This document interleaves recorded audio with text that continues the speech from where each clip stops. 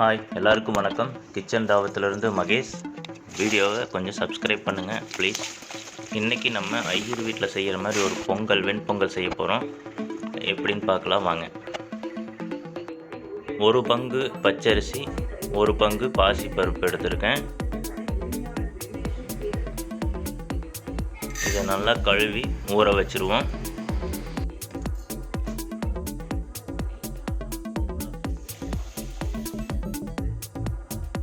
இதுக்கு தேவையான பொருட்கள்: இஞ்சி சின்னதாக வெட்டி வச்சுருக்குறோம், 2 பச்சை மிளகா அதையும் துண்டாக வெட்டி வச்சுருக்குறோம், உப்பு தேவைக்கேற்ற அளவு, முந்திரி தேவைக்கான அளவு, குருமிளகு அதுவும் உங்கள் காரத்துக்கு தகுந்த மாதிரி போட்டுக்குங்க, சீரகம், கருவேப்பிலை,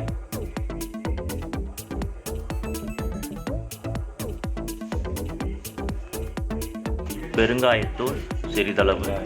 எப்படி செய்யறதுன்னு பார்க்கலாம் வாங்க. அடுப்பை பற்ற வச்சு குக்கரை வச்சு இதுக்கு தேவையான தண்ணி ஊற்றிக்கிறோம். 1 பங்கு அரிசி பருப்புக்கு 4 பங்கு தண்ணி ஊற்றிக்குங்க.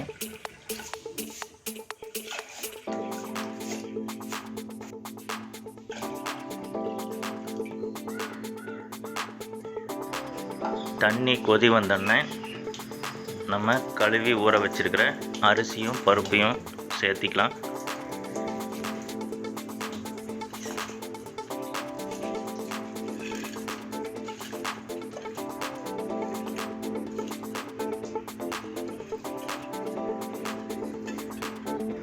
இப்போ மூடியை போட்டு ஒரு 3 விசில் விட்டுருங்க.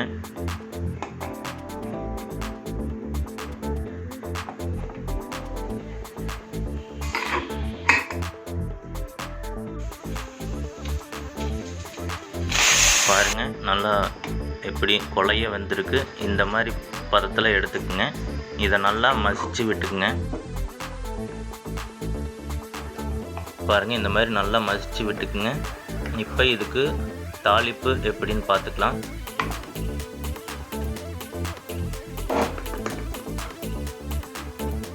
இதுக்கு அடுப்பை பற்ற வச்சு ஒரு வாணலி வச்சுக்குங்க.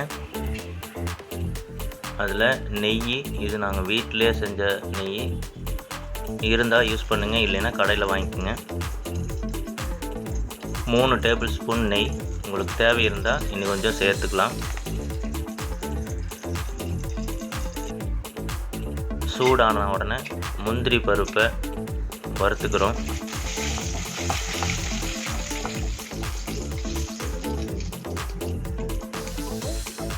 இந்த மாதிரி நல்லா செவக்க வறுத்துட்டு குருமிளகு ஆட் பண்ணிக்கிறோம்.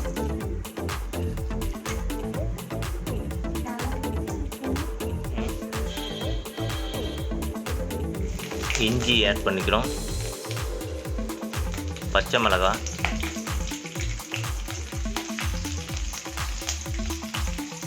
சீரகம்,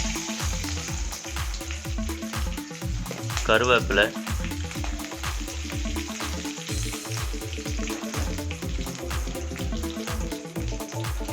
பெருங்காயத்தூள்,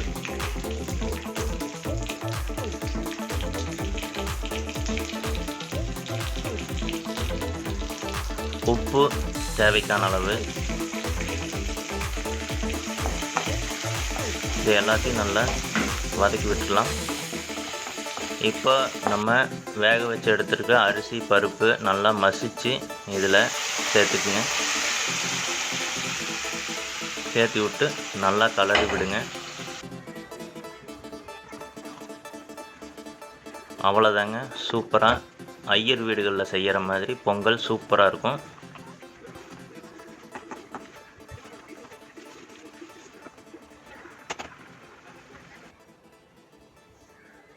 பாருங்கள், எவ்வளோ சூப்பராக கொலைய சாப்பிட்றதுக்கு அவ்வளோ சூப்பராக டேஸ்ட்டாக இருக்கும்.